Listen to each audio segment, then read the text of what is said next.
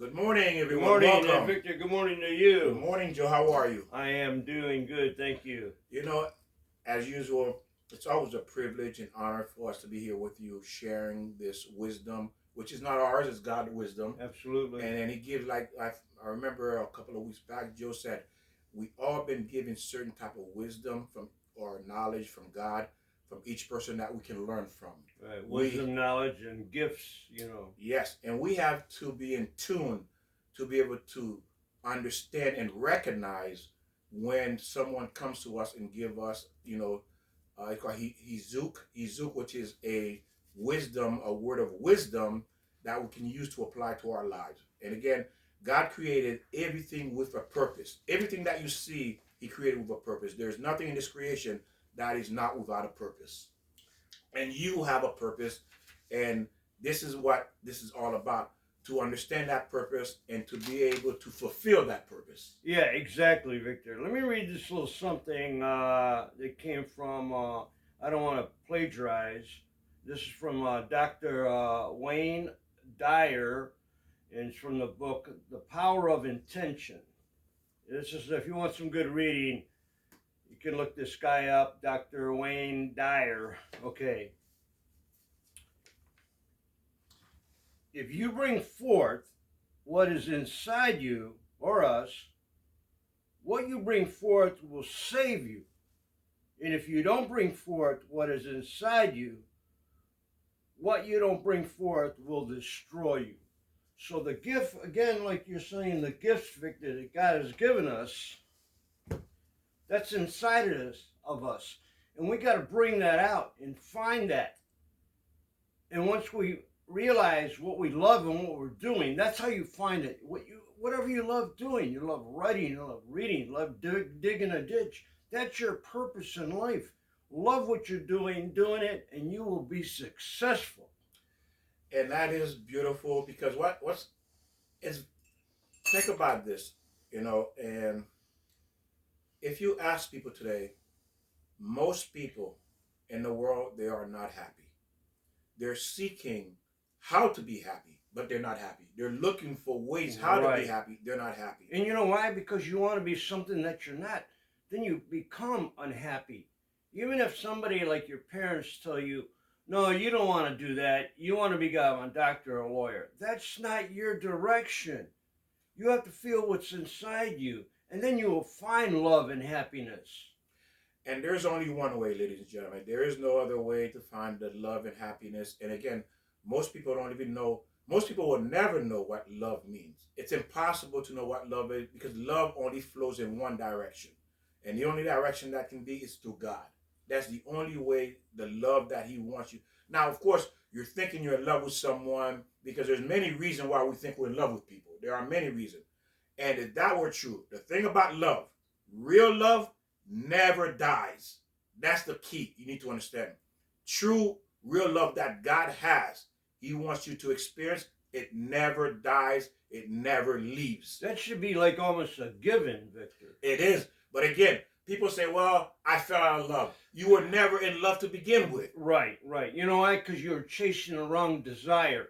You're not looking at love, what's in that person's heart or his mind or their mind.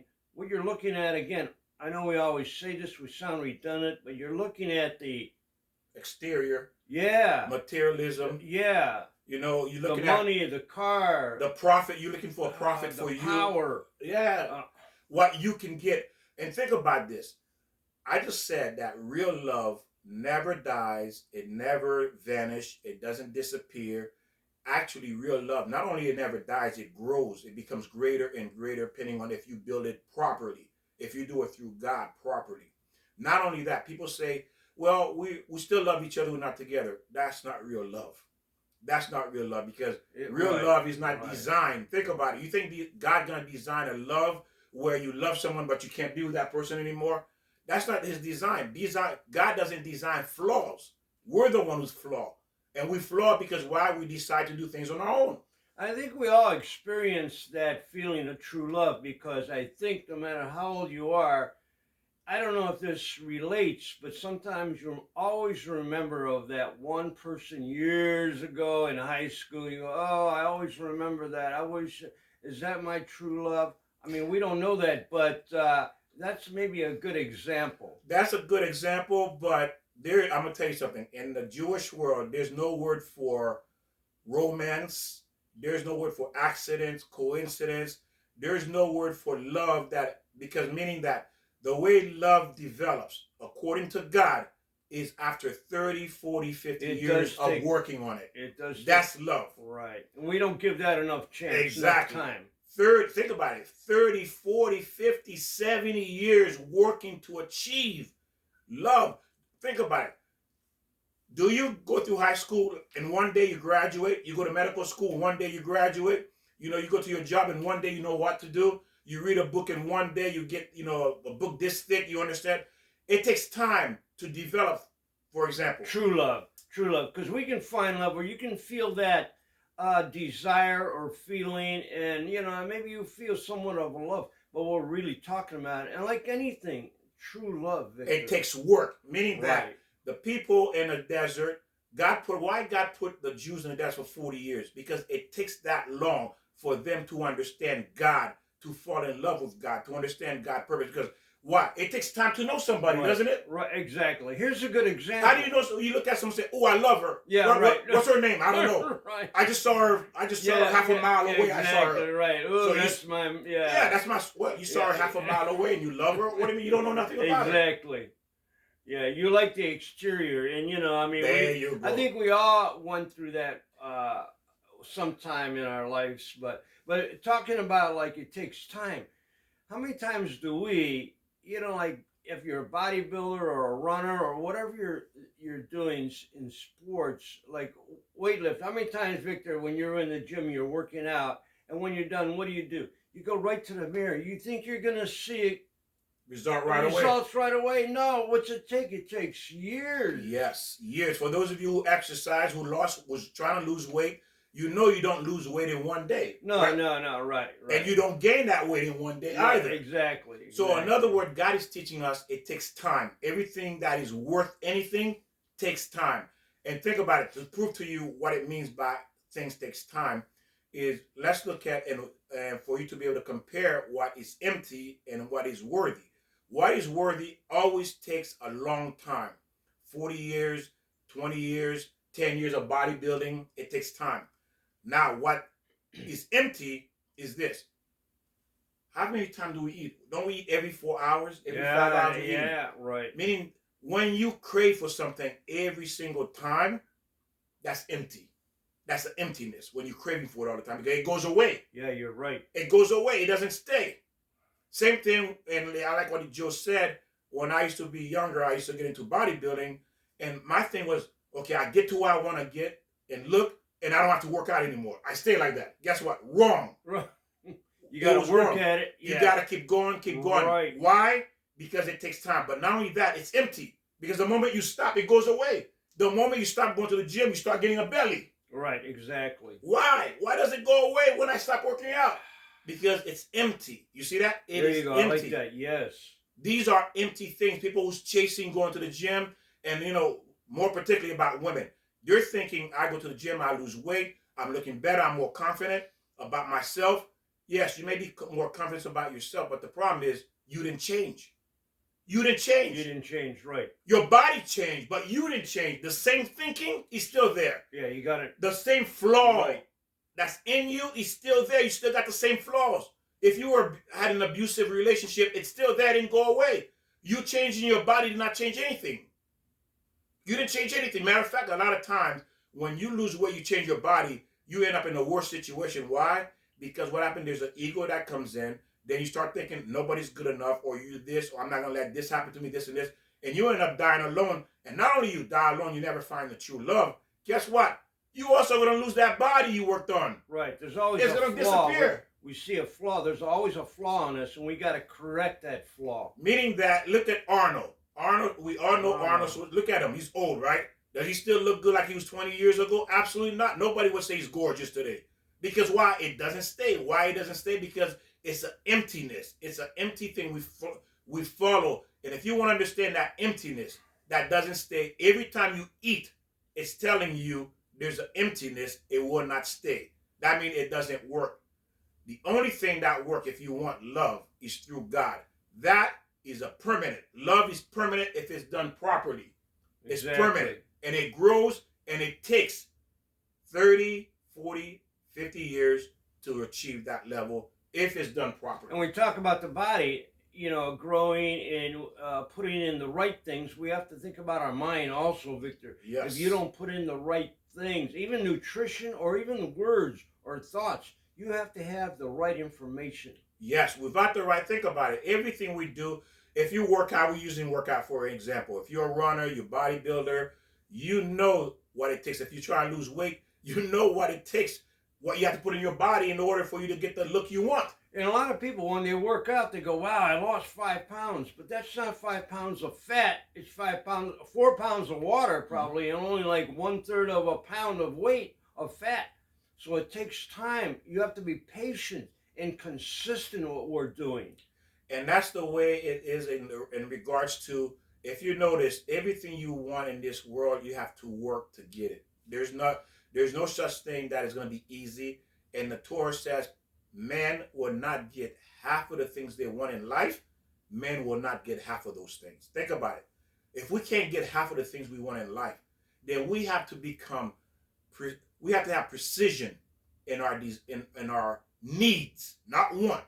In our needs, we have to be precise. Exactly, why am I here? What am I supposed to do? What do I need for me to be happy in this life? We want more than we actually deserve. We're chasing our tail. Right, exactly. We can't have everything in life. You can have what you want, but not everything in life. And you have to prioritize that to figure out what's important, what's not important. And if you don't know what is important and what's not important, guess what? You're going to spend your life chasing your tail. And again, and also those of you who are picking and choosing different videos to watch, again, it's like going to medical school and you say, I want to be a doctor, but I don't want to learn about the heart, but I want to learn about the eyes. I don't want to learn about the toes, but I want to learn about the legs. I don't want to learn about the lungs, but I want to learn about the kidney. You don't pick and choose if you want to be a doctor. You have to learn everything. You have to have the entire scope to be a good doctor, even to graduate. So if you picking and choose which video to watch, bad idea, because all of it is accumulation of a knowledge you need to be able to piece this life together. Okay? My advice, because believe me, at one point I was like that too. I don't want to learn about this. Guess what? I hurt myself. But now everything is equally important because it all contributes to my overall knowledge, understanding what my purpose here in this world, what I'm supposed to do. Right, and everything ties into one another. Yes. I mean, we can specialize on what we want to do. I mean, if you want to be a doctor of, eyes or heart, we can do that. But you have to know the whole dynamic of life. The entire scope. You have to have the entire scope. So again, we continue marriage. Marriage one, we're looking at the mystical and the practical part of what marriage is. Mystical meaning that the way to understand how the upper world, heaven works, you can know it and identify it through your own body, the way your body works. This is what we're going to look at. The way our body function is how the upper world function as well. So they're identical. It's a reflection of heaven.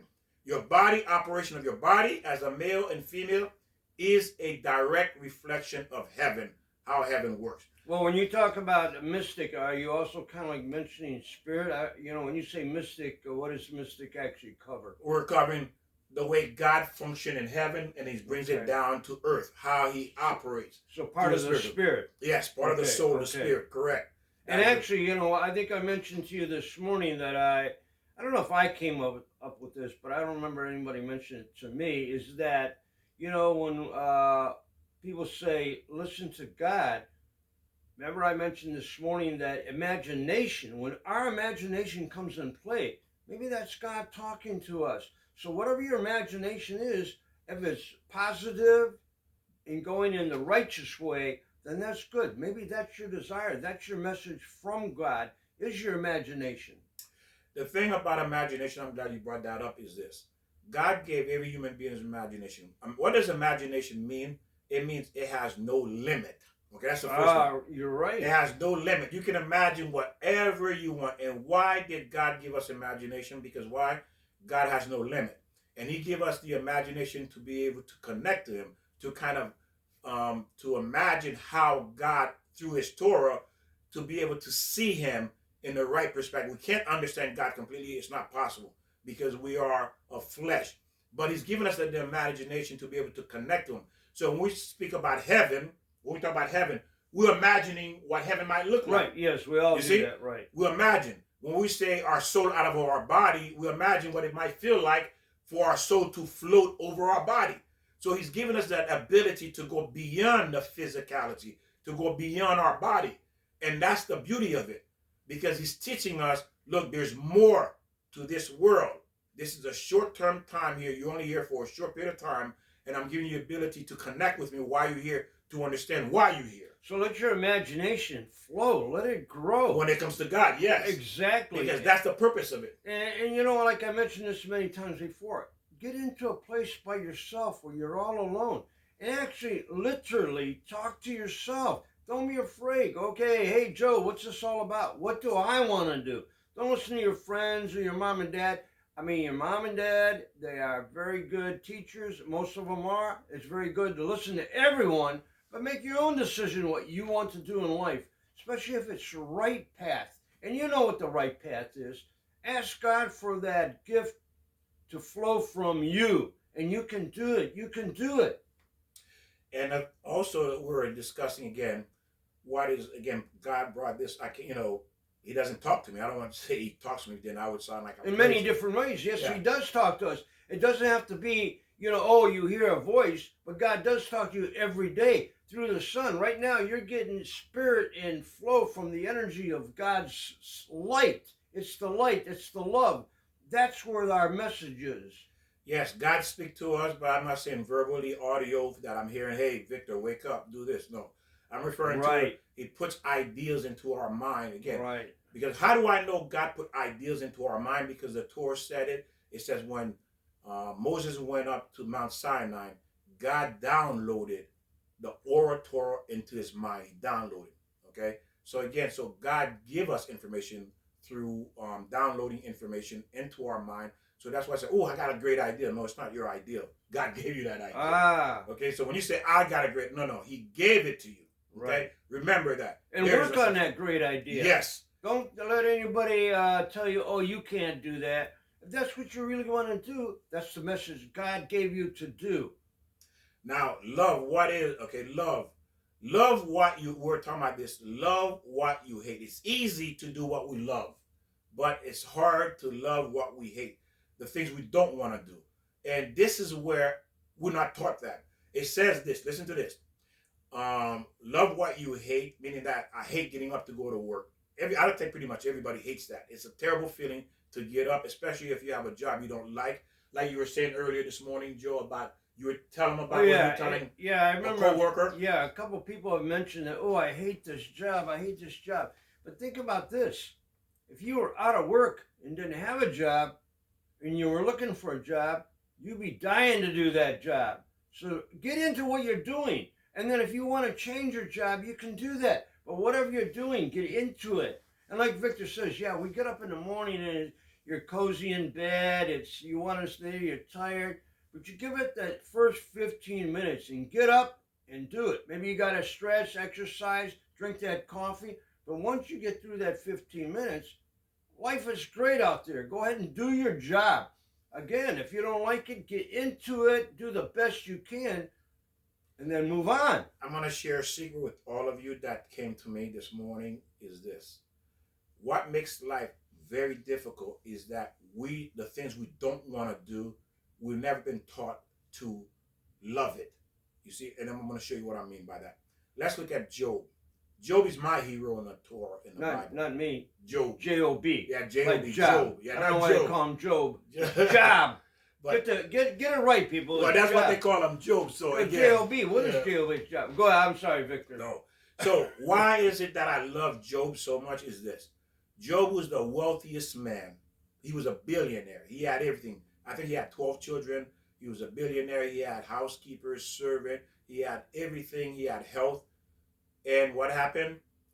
The Satan came and God allowed the Satan to test Job. Okay, now what happened is all his children died. Imagine all your children died. You lose all your money, you lose your home, you homeless.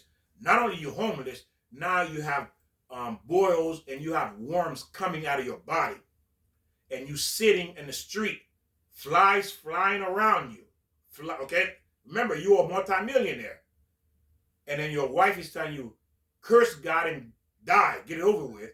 And your friends coming to you saying, Joe, you know why this happened to you, Joe? Because you did something wrong to God. So what they're doing, they're accusing you of you doing something wrong. That's why you're being punished, you see? So the friends were telling Job he must have did something wrong, is why God was punishing him. Now, this is the beauty of Job. Job said, God gives, God takes. What does he mean by that? God gives and God takes. When God is blessing us with $1 million, guess what? We all want to run the street. Yeah, I love you, God. Really? Yes. Yeah, I love you, God. You're beautiful. You're perfect. You just give me $100 million. But when God doesn't give you something or take it away, oh God, why you did that to me? Exactly. You hate me. You cursing me. Why are you doing this? We go into a complaint. The moment he takes something away or doesn't give it to us, what do? We complain. We fuss and we say God hates us, or we get angry at him. And then we go into a tantrum, and sometimes we even leave God. I don't care about God. I don't serve God no more. He took my children from me. He took my money from me. He took my health from me. I don't want nothing to do with God. You see that? What did Job do? He remained silent. Because why? He understands that you celebrate the good, you celebrate the bad. To be honest with you, we only grow through difficult times when we grow. People don't grow when they got millions of dollars. Most people get worse. Right, yeah, you're right. And you leave God. Think when about everything is fine, you pray. And you leave God, yes. And then you leave God. You leave God, you forget God, you become rich, you forget God, and you become a monster. You don't need God anymore. You have everything right. And we're talking about in the gym earlier. You don't go in the gym lifting 5 pounds for 20 years, lifting 5 pounds. You're not going nowhere. No, exactly. You gotta feel the pain. It gotta hurt. You gotta tear that muscle for it to grow. Meaning that the pain has to be there for you to grow. You gotta progress. But yes, it's through pain in the gym you progress. It's through pain. So God is teaching us it makes us a better human being. He's refining us through that difficult time. And this is where every human being is where strength comes from. This is what makes you really strong.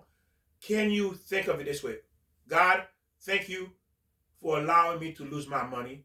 Thank you for allowing me to lose my 12 children. Thank you for allowing me to lose my health. Thank you for allowing my friends to ridicule me, accusing me. Thank you for everything you took away from me. Thank you, God. I love you. Well, and you really mean that. And what do parents do when you see your child doing something, destroying a toy or misbehaving? So the parents will take that away. Just like if you're driving a car and you're 16 or whatever, and if you break the laws, then your parents will take away the car. And so you can learn how to handle that money, how to handle that car, be responsible. How to handle it, right. So when God takes something away from you, like you said, Victor, if you become a millionaire and all of a sudden it's gone, you got to think what you did. Yes. You were corrupt. Yes. You went to the wrong way. Yes, that's exactly what it means. If he takes the money from you, that means that you were doing the wrong thing with it. Matter of fact, King Solomon said it the best. He says, God, don't make me too rich. Don't make me too poor. If you make me rich, I'm going to forget you. I'm going to think I'm God. Right. But if you make me poor, I'm going to sin because I'm going to steal. And what happens when I'm going to steal. And what happens that? Who comes in? Vulnerable, you're vulnerable, and then the devil, Satan, comes into your life because, oh, look at this person. He thinks he's God now. Yes. I'm going to grab him. Yes, exactly. And that's how we fall. Exactly. That's what he does. He makes you think you're God now, or I don't need God. Me and God are, right. God, you do you, I do me, God. Victor, remember the story I told you about when I was a kid? I was praying for this car. I wanted this car. I was like 14, 15 years old. And I was praying, God, oh, God, let me have this car. I get the car, and all of a sudden I stop praying. I didn't need God anymore. That's There you go. So what happened? The car was gone in about 6 months. I couldn't afford to keep it up because I let God go.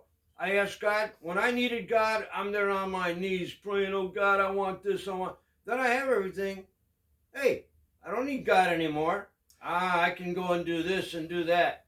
And this is for all of you who put yourself under titles: leftover women, single men, sigma men, alpha, beta men, modern women, modern men. All of these ridiculous titles. Again, this is why you're giving yourself titles, because why? You empty.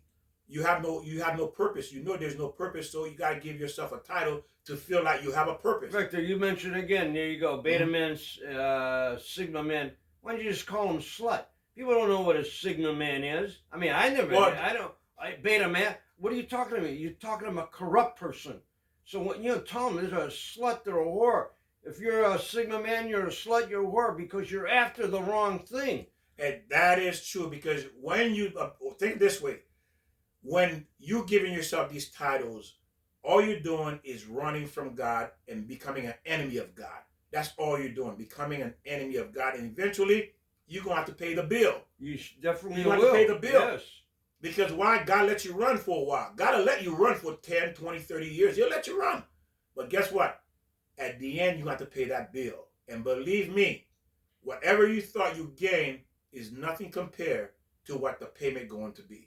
That's right. It's not going to be. So again, keep that in mind. Joey's right, because that's the direction you're heading into. That's direct, and that's where you're going to end up at. Because again, God does not allow those things. God, Joe just said, because He's prohibited. Why? It's not because God wants to control you. God wants you to be safe. He loves you. That's what He wants. He wants the best for you. How can it be? Well, that's who He is. And That's it's not the money that will destroy you. People always think, oh, he's rich, so now it's not the money, it's the person. It's what you become. And not everybody becomes destructive when they have money in the bank, millions of dollars. Some people really know how to handle it. And it's good if you want to look for $1 million, as long as you handle that money correctively. And it says, correct? Is that a word? correctly. Okay. It says this.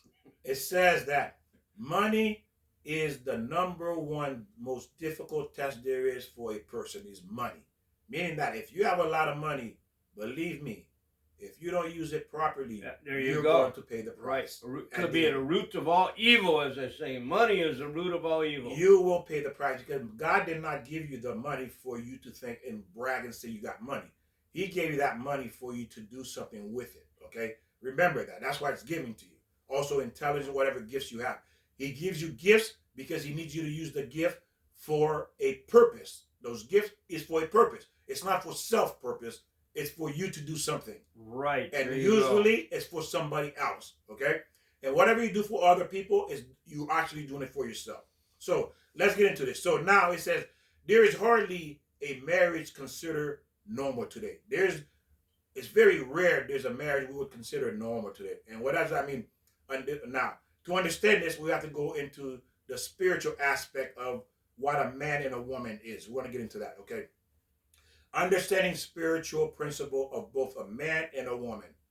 Every day you need to go over this lesson to remind you, or for you to remember these principles, what it is to mean to be a man and to be a male. Now, to get started, let's look at this for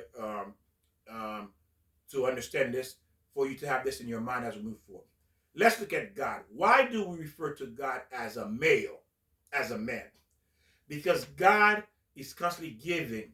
He's giving. He's unlimited of giving. And I'll get to it. He's always giving. Where is all this going? Where is He getting all this to give all the time? Because He has unlimited potential to give. And then the earth is considered as a woman. Okay? The earth is a woman and God is a male, and the earth is female. Because why? The earth, for example, let's look at another way. Look at the sun. What is the sun to the earth? What does the sun do? The sun provide the earth energy, provide warmth, provide life, provide warmth, provide light, provide energy. It allows us to function because it's feeding us. The sun is feeding the earth. Right. Well, why does God have to be anything? I don't even have to think about God being a man or a woman. It's just the human It's just a body of energy and source who created us. It doesn't. We don't have to look at him as a male or female. He's a human. He's a what's the word? An entity. You know, a source of light, a source of energy. We don't have to look at him as a man. And same thing with us. What is a man? What is a woman? We have to look at the character of a person, not if it's female, not if it's male. And I think in the Bible you do say if there's a decision to make, it's usually the male. So maybe there's the structure of the male being more dominant in a situation.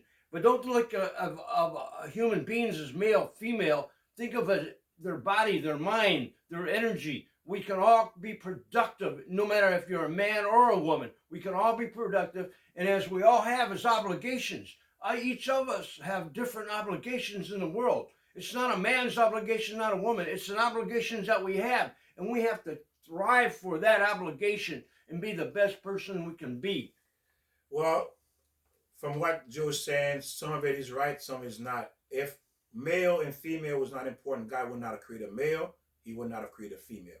He would have just simply... Well, you have to have the sperm and the egg. There's where the female and male comes in. Mm-hmm. There's where you have to have the male. That's why we decide, okay, the male has the sperm, the woman has the female. The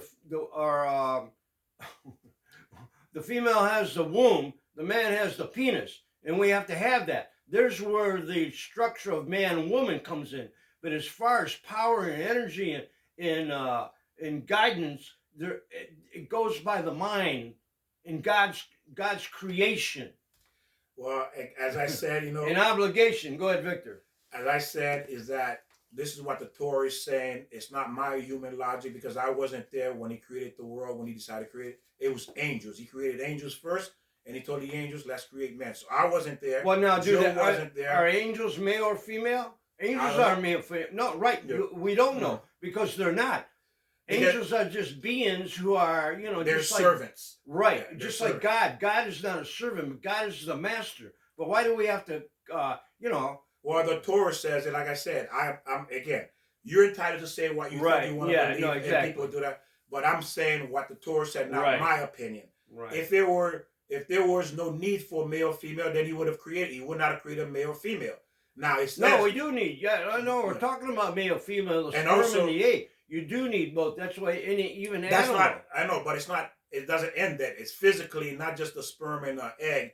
It's the physicality of being a male and a female because there are certain characteristics of what a male means and a certain characteristic of what a female means in the spiritual world. And the body reflects what it means in the spiritual world, how that operates. And that's what we're going to get into. So God designed male and female for a specific reason. Okay. Now, why did he create male and female? But with that, there's three parts to a male and a female that's there. One, he create the spiritual part, then he create the body, then he create the emotions. Yes. You see that? So there's three part in the sense of when he create the man and the woman. Okay? So we're going to start with the first part, which is the spiritual part. How are we reflection of God as being a male? Now, let's look at this. It says that this is a universal principle to understand. These things make sense. Now, what happened? We've been miseducated what a marriage is. Must review these ideals by the secular world. Marriage is a heavenly entity started. It started in heaven. Okay? Marriage is not a physicality. It's experienced through emotion in the body. We experience the connection, but that connection is coming from the soul. Okay? It's always been the soul that's connecting, that's feeling towards. But the body express, it's an outer expression of what the soul is feeling. Okay? That connection. So, what does it mean? Now, remember this. God in heaven, God split the man and the woman. He split them. And remember, we talked about Adam and Eve. So they were one at one time. They were one, correct. Okay. And then he split them. He split them, correct. So what he did, he took the rib. Yes. He split the man. Okay. He took the rib and created Eve. You see that? So he split you. Now, he sent you down into different, and then in heaven, it is announced that Joe will marry so-and-so from this family. It's, you know how you see these movies and the people walk in, before they walk in, someone is announcing their name. They say, this is Joe and so-and-so. He is the king of Israel. And then you walk in. They're not coming behind. This is Victor, so and so. He is the business owner of Amazon. Amazon. Yeah, there you go. So they're announcing what I am to to the crowd that's there already. So they make this announcement. Look how beautiful it is. God is announcing, well, the angels are announcing who you are and who you're gonna marry when you go to when you go to earth, when they send you down to earth. They're making an announcement about your marriage. You see, listen to that. They're making the announcement about your marriage in heaven before you come down here. You see? So it can't be a physical thing. It's only expressed in the physical world. So that's beautiful. Now, if you behave properly, God will arrange you and that person that they announce in heaven to meet if you behave properly. So now, let's look at... Well, now, when you say behave properly, you're talking about following the 10 Commandments? Yes. You're talking about the righteous life? Yes, you've been working on yourself to be a great husband. You've been working on yourself to be a great wife. Then God said, well, both of you did the work. Now you're ready to come together. I'm putting you together. Now you can build this beautiful family that I announced in heaven before you came down here, that I announced you're going to have down here. You see? That's the beauty of it. God already announced who you're going to marry, and then he's giving us the blueprint to have that marriage that he announced in heaven we're supposed to have here. Well, now there you go. You say the blueprint. Nobody's reading the blueprint because look at everybody's getting divorced. They're not finding a soulmate. So nobody's reading the blueprint, the foundation.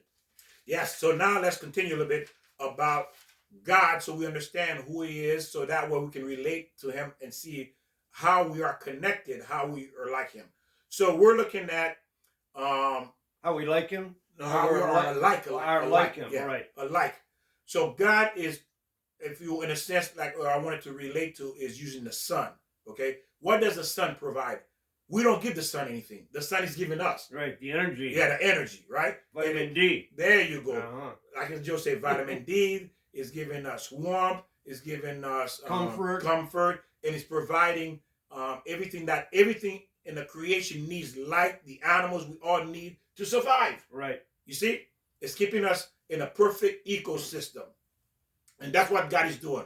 He's providing us the spiritual substance to keep us in this perfect ecosystem called the body.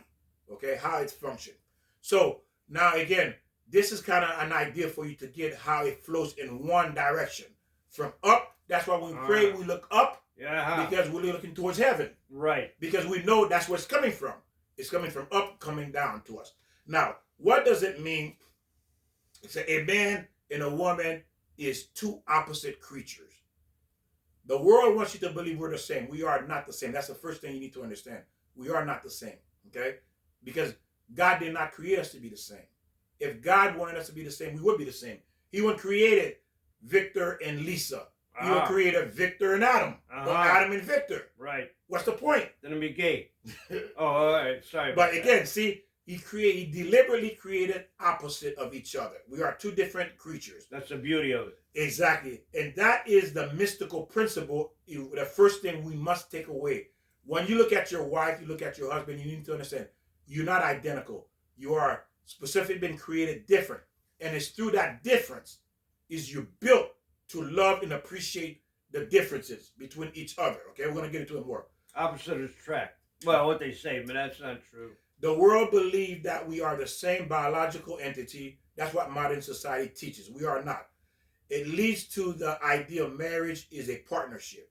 Marriage is not a partnership at all. You have, and the reason why people look at it like that is it's this. Because people are looking at their rights. My rights and your rights. Meaning that, let's say I'm married, I come home, Joe, to my wife, right?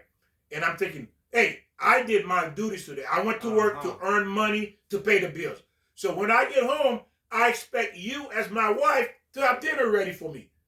And it better be better than Waffle House. It better be better than Wendy's. It better be better than what's all those other restaurants? Yeah, whatever. Charlie's, whatever restaurant that your cooking better be better than that. Because why? That's my right to have that. Because that's your part of the deal. You see, you're looking at the partnership that she has to do her part, I do my part. That's why one of the major reasons marriage failed, because marriage is not a partnership. But Okay, so a partnership actually is two individuals. So what we have to do is when we get married, it's not a partnership because we have to join and be one, not two different entities. there you go, Joe. So we have to Exactly. marry and become one. One. Yes, it's not a Okay. partnership because you are one. You are not a partner. You are one being. Partnership is in a Oh, let me business- ask you a question. Are you a part, Joe? Are you a partnership with yourself? Well, that's a hard question. Yeah. Are you? Do you have a partnership with yourself? Well, I do with myself. You see, no one's saying, "Hey, I have a partnership with myself." We don't look at ourselves like that. We see ourselves as single, as one entity. We don't look at ourselves as yeah, two. you're right. Okay, when you put You it see that that? way, right. We see ourselves as one, as a single entity. And the same way you look at yourself as a single entity, that's how you look at your wife and your husband. Single entity, you are one. You're not a partnership. Well, in a partnership, like say, is a business There, where I'm the president, you're the vice president. Or we decide to open a business Everybody together. has different right. Or we decide to open a business together. Exactly. You 50% owner, Right. I'm 50% owner. Right. Now, in that business, That's a partnership. don't I expect you to do your part? Exactly. And right. you expect me to do my part. Right. And what right. happens if I lack and I don't do my part? You're going to get mad at me, right? Right, exactly. And I'll get mad at you. Why? So hey, Joe, you're not doing your part in the business. So I'm out of here. So in a real marriage, it becomes us. So if you don't finish your job, I can override. Demand. You know, not demand. Yeah, demand that you do your part. Expect you to do your part. No, Get not mad. demand. If you can't do your part, I will do it for you. That's the us. No, You know, okay, not- I'm talking about partnership. yeah, that's in a partnership. Yeah, You're right. yeah. Yeah, well, that's your job. That's what we signed up, Victor. You're Yes. the president in a job, a partnership. But in a relationship, marriage, it's like we do everything in that marriage together, as us, as one. Yes. So now you have to look at, like I said, marriage, take that out of your mind. There's no such thing as a partnership. Get rid of it. Partnership. It's us. Yeah, it's us. It's one. It is one. It's You're a union. Unite. Think about it. Why I say one, why we say one. You're one and God split you. And then he announced you're going to go down that who you're going to marry to become one again. Yes. It's that simple. So you are one. Forget that partnership. If you go into a partnership, then again, you know what? That's why your marriage failed. That's why you're unhappy, because you don't understand the proper structure. And that's why I said we're looking at the spiritual, mystical part of marriage and what it means to be a man, what it means to be a woman, because we are a spiritual entity. And we have to function within that spiritual entity. Yes. What it is, that's what Right. we are. Right. We have to function according to what we are. And we drift away from that. Yes, not what the physical body is. The physical body is nothing more than a vessel that holds what we really are, and then what we're allowing the physical entity to control what we really are. And God's got to come into that. Again, like we mentioned, it's not just you two, it's three people. Yes. It's you, your spouse, and God. Yes. You got to keep that going. That becomes the marriage. That is a marriage, is a spiritual entity. That's what we are. We are a spiritual entity, and we need to understand that. That's the first thing above everything, is understand that. Do not look at the flesh. You see, people spend their entire life catering to the flesh, but they never look at the spiritual component, and they wonder why they fail in life.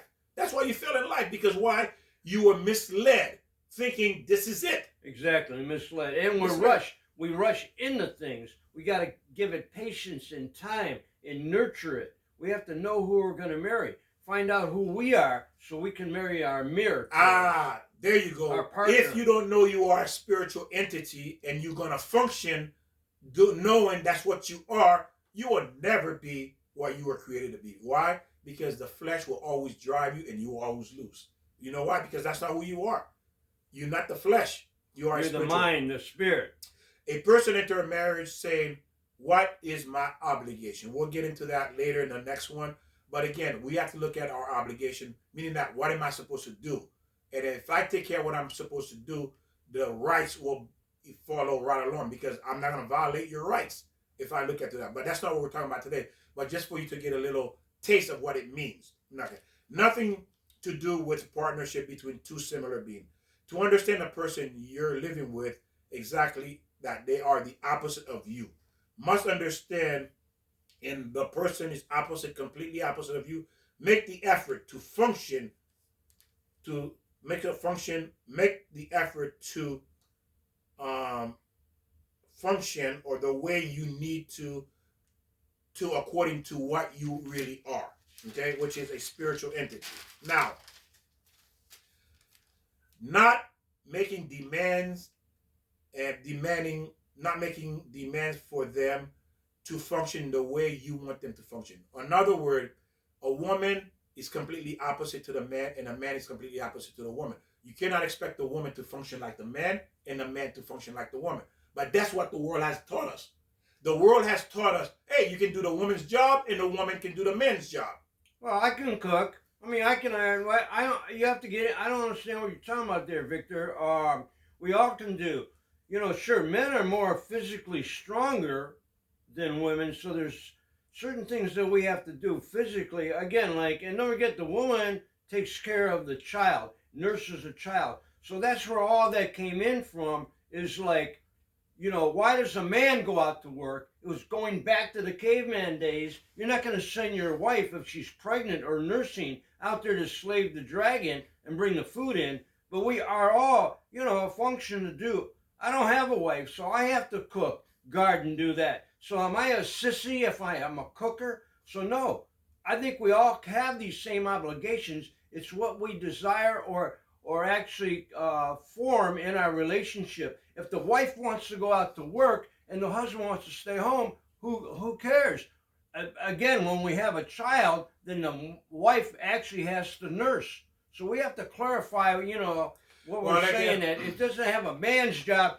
We're structured that with society. Society says, oh, the man goes out and does that. Woman, you got to stay home. No, it doesn't work that way. Sure, again, I'm going to repeat myself. With a woman, she has to nurse the child, be pregnant. So that's where the separation comes from. But if a woman wants to be a doctor or a lawyer in chief, that's her right to become that. Well, as I said, Joe's going with what's according to his logic. Again, we all have our own logic. This is why we fail in those areas, because none of us can say we did it right. Because well, that's true, but God has given me a brain, and He's also given me that knowledge from the beginning, that Torah. He's given me that the righteousness of the Bible, the 10 Commandments in me. So it might be my philosophy, but God has given me that message to do it. I mean, I'm not repeating that anybody's wrong what they do. What your belief is your belief, but I'm saying this is my belief. And from God. Go ahead, Victor. And what you say, some of the things you say is true. If we are single, we bachelors, we have no choice but to do it. The guy's not saying that. God is talking about in a unit as a husband and wife. Just like on a job, there's the president, there's the vice president, there's structure. God created his world. Everybody has obligation, and that's the two. People have to decide what they want to do. The two, because they become one now, so they make the decision what is right and wrong as far as obligation is concerned. So in the unity of marriage, God has specific structure how to operate within that. Because why? God created marriage. You didn't create it. You came into this world, into this family. You didn't choose from the rib. Exactly. You know, we all were born to family. We didn't say, hey, I want to be born. You know what? I like that family better. Send me in that one. We didn't do that. Or I want to be 7 foot tall. No, I want to be gorgeous. We didn't get to choose. We're here. We have to do what we have. You see? So God has given specific instruction, of course, like Joe said, if you're a bachelor, you're single, you have no choice. If you're a woman, you're single, you have no choice. But we were not designed to function individually. That was not the creation. If that was the case, God doesn't need to create a woman. If that was the case, He would not create marriage. Again, our logic is always going to be flawed when we don't understand how God structured this world. There's rules, there's structure. Just like man wants to have rules and structure for society to function, God has rules and structure for us to function. And that's obvious, because one thing man can't do is have a child. Right. Only a woman can have a child. Exactly. So that's the obligation of a woman. So now what God is saying is that a man is designed a specific way. He's saying, I design a man in a specific way. I design a woman in a specific way. Now you need to understand how I design you and for you to function within your design. That's what He's saying. This is how you are. Now I need you to function like that within your design in this marriage. Like a screwdriver. You have a flat screwdriver. It's called a flat I think, flat. And then you have the Phillips screwdriver. Yes. So every one of them has its own function. There you go. Ah, there you go. We all have a function. Beautiful, Joe. And a hammer is different than a screwdriver. Exactly. I'm not gonna take a hammer and try to hit a screw. Yeah, right. A screw into the wood. Right. No, exactly. I said, "What, Victor? You retarded? What's wrong with you? This is what this is for. Here, you know, you." I don't want to say anything, Victor. Yeah, you know. But again, if you saw someone doing something like right away, you know something is wrong with him. Yeah, exactly. You say, "Why he's not? You know, something. You know, run. You know. But again, the point I'm making is that we need to first understand who we are as a man, as a woman, and then that we need to function within that mode. Very good, very good. Yes. Within that mode as a man, within that mode as a woman. Yes, very good. You see, and one of the reasons that I was saying what I was saying about, you know, the cooking and cleaning, we didn't get to that yet, is that in Egypt, what the Pharaoh did, he dehumanized and he took away he degraded the men and the women.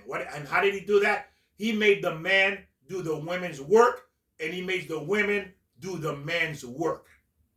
Because he understood. Why did he do that? Because he understood how man is structured.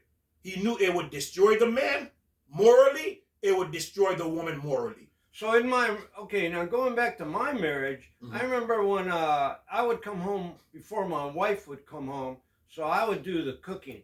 So actually now, because that wasn't my responsibility, being the cooking, now all of a sudden that destroyed the relationship? No, that's not what I'm saying at all. Okay, I'm trying to get this straight. Yeah. Which we need, again. So I vacuum too. If my wife's sick, and I'm vacuuming, I have to wait till she's healthy to vacuum? Absolutely not. What we're saying, or what God is saying, not me. What he's saying, that first you need to understand what it means to be a man, what it means to be a woman. What is your mode of functioning? There's a responsibility. And a mode function as a woman. There's a responsibility. Yes. So obligation. What you are, you have to function in what you are. There you go. Now, knowing what you are, because both of you need to understand what he is and what she is. So when you understand what each one is, then it's easier now to move forward. Make sense? So that means that I understand what I am as a man, I understand what you are as a woman, and as a woman you understand what I am, what it means to be a man. And now I understand what it means to be a woman. Makes a lot of sense, yes. So when we understand what each role is, what it means, now we can start fine-tuning it more and more. So it doesn't mean that the man cannot do the job of the woman. It depends. Again, if this is what you agree to, like I want to address this, in the beginning of the marriage, you say, well, Joe, you do the vacuum, you do cooking. If you get home, that's fine. You understand? Okay. That's fine. But again, it has to be a clear distinction what a man means. It means to be a man, what it means to be a woman. Right, because there you go. Yes. I cannot say I enter this marriage. Joe said to his wife, you know what? This year, I'm going to have the children. I'm going to have the child. And next year, you take a break. Can you imagine telling your wife that, hey, this year I'm going to be pregnant. Okay, honey? That don't work. You take a break. You take a break from pregnancy. Yeah. That's what you're saying. In the future, that might happen. This is what you're saying. You see how stupid it sounds? This is what you're saying when you decide, because why are you taking God creation out of context? Here, let me nurse the baby. Yeah. Can you imagine Joe pushing out a baby? Well, how do you do that, Joe? I'm nursing. Yeah. Are you nursing a baby? Yeah, I already pushed out. Now you're nursing. You see how stupid that looks?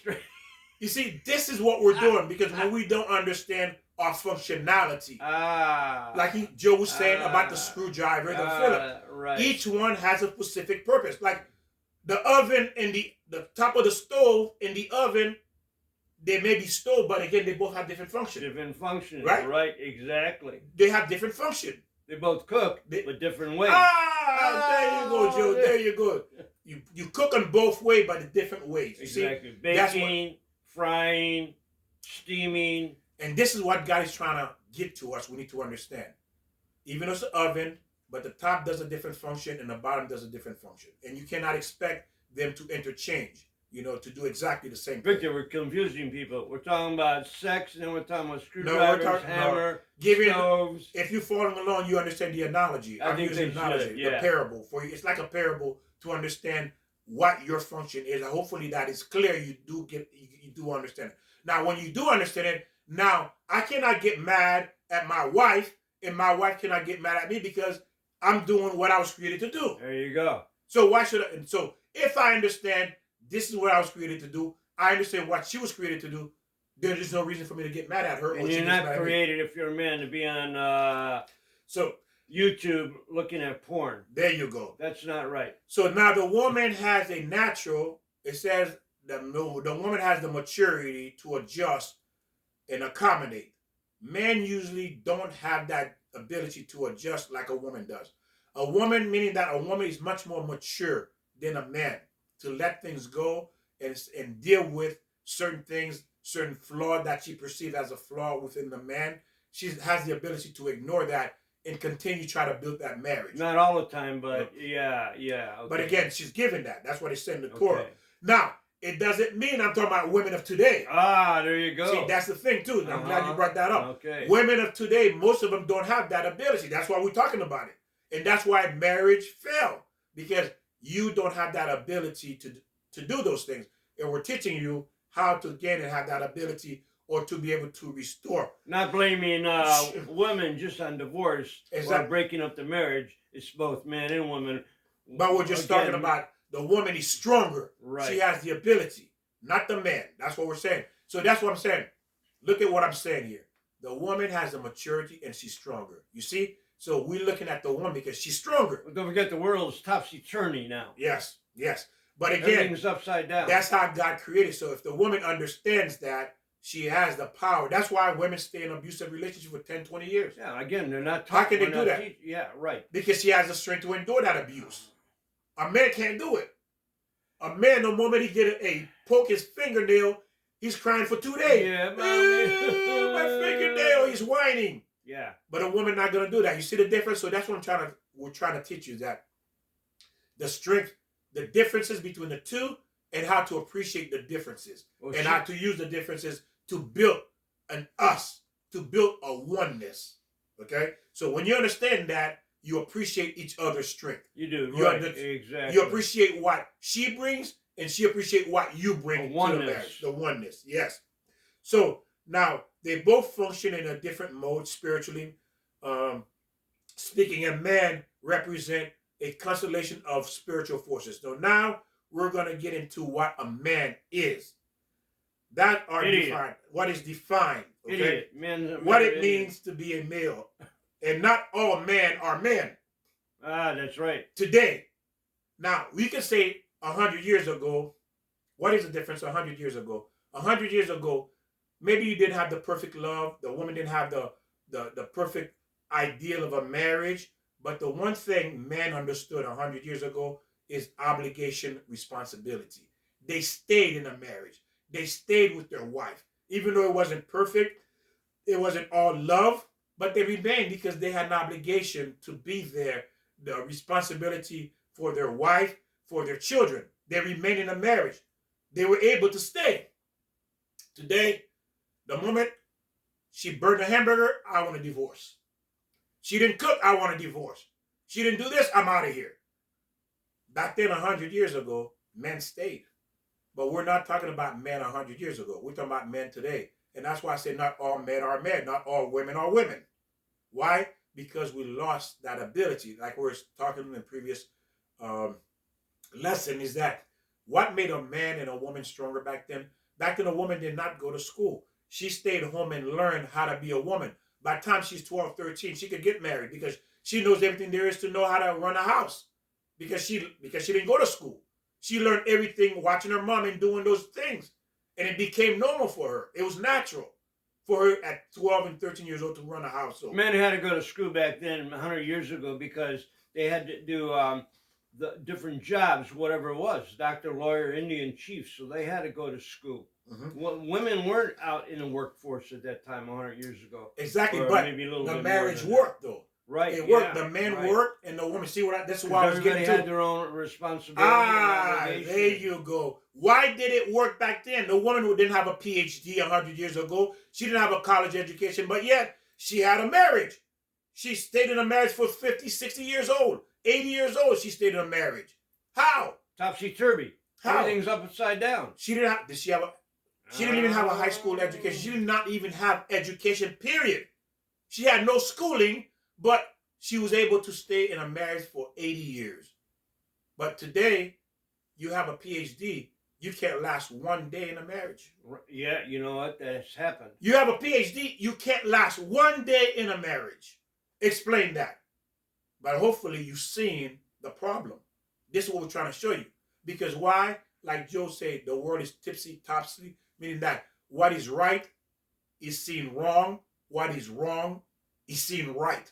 That's what has happened. Well, that said that it's going to happen. In the Bible, it says that. Yes. You know, when it comes to the end of times, and I think we're at the end of times where people are killing everybody.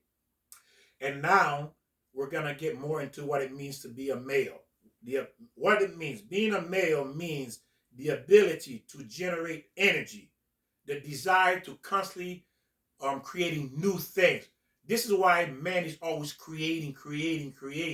That's why man is always running after the next deal, the next thing they think that's going to be the next hit. Why? Because we have an unlimited potential. And how do we see this? Let's look at this. Unlimited potential. I like that. Unlimited potential. That's right. Man has the ability to generate something new, and that is a spark. A man always giving off a spark. You know what a spark? You need a spark to start a fire, right? Mm-hmm. That's what men do. And how do we understand that? And let's look at this. To create something new, that potentially ability to can create many new things. Man want to create a new rocket. He wants to create a new car. He wants to create a new way of running. He wants to create a new type of sneaker. He wants to create a new airplane, a new light bulb. He constantly wants to create. Where is that coming from? Always full of energy. Well, it says if you look at your body, you can understand what a man is. A man has the ability to create. Now listen, the desire to create something new every time, always looking to create something new. That is what it means. The strength of that man, that love and strength of that man is his ability to create something new. What does that mean? Let's look at a man, man in the spiritual world. Let's look at his body and emotion. What is called to be a female in the spiritual world. But first, let's look at a man. What does it mean to be a man? A man is able to generate millions of sperm. All the time, he's regenerating millions of sperm. Let's look at a man. If you take a man, that being a man can impregnate millions of women all the time. Can you imagine that? A man can do that? You take all his sperm, because all he needs, he has millions of sperm. So you take each sperm and you put it into a woman, that's over millions and millions of women. One man can get millions of women pregnant, and he's always regenerating. He never stopped creating millions of sperm. But the woman is created with an X amount. She can only put out one egg at a time. Only one. But we're only focusing on the men right now.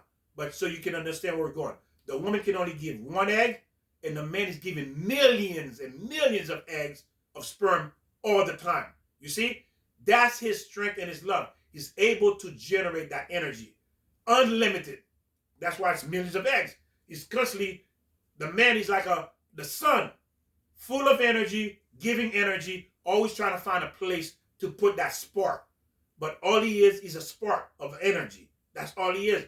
Meaning that he's full of energy. It's like a spark plug in a car. He's giving spark. You know, I know you're a woman. You may not know how a spark plug works. A spark plug is constantly giving spark. That's what makes your car running.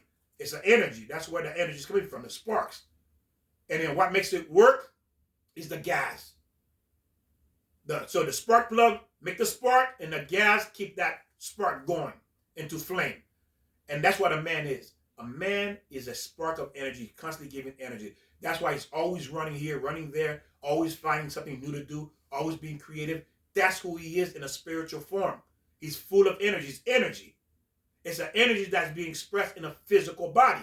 And that's one of the gifts that God has given us. Yes. That spirit, that energy, the sperm. Yes, so he's full of energy. He's always regenerating new energy. He's always, and he has the ability to, in one sitting, you can take the man's sperm and then have millions of women line up, and each one of them, he would impregnate every single woman.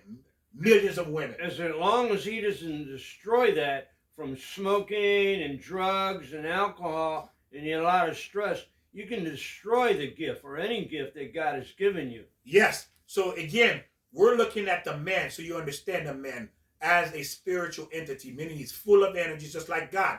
God is constantly giving energy. The sun is constantly giving energy, and the man is constantly producing millions of sperm, meaning that one man can impregnate the entire women's world. One man. You don't need two men. You can have one man in this world. He can impregnate all the women in the world. Can you imagine that? That's pretty tiring, though. Yeah, but we're not talking about the physical act. Enough. Not the physical act. Let's think about if you were to go to a doctor, sperm bank, sperm bank. He can impregnate the whole world, all the women. All you need is one man. You don't need two men. They do that now. You see that? Yeah, exactly. But it's to get an idea, to wrap this around your mind. How can my husband? Think about this. When you look at your husband, say my husband can impregnate every single woman in the world. Oh, don't give them that idea. I don't know, but to understand his potential, what he is. Right. Many men do that too, or try to do that. And that's the reason too. A lot of men cheat. They go out to other women. They want this. Once they get this woman, she's not enough. He looks for another woman. He looks for another one. He looks for another one. Because why? He's full of energy. He's full of spark. But that's not an excuse, though. It's not an excuse. Not all men. But not all men. A lot of men. Also, it's not an excuse for him to do it. Right. He will be punished for it. It's not an excuse at all. I'm not saying it's an excuse. But you need to understand, I'm telling you, we're teaching you the mystical part of the man, what he is. And we'll talk about the women next time, because this is where we come in to a conclusion. But we want to focus on the man. The man now. To understand the man so beautifully is that, again, if you understand his true ability, that he's like God, he's full of energy. He's like the sun, always giving, never running out of sperm. He's constantly full of sperm. He's constantly full of energy. He's constantly full of spark. That's what it means to be a man. And the man needs to understand what it means, how to control that power, how to control that energy.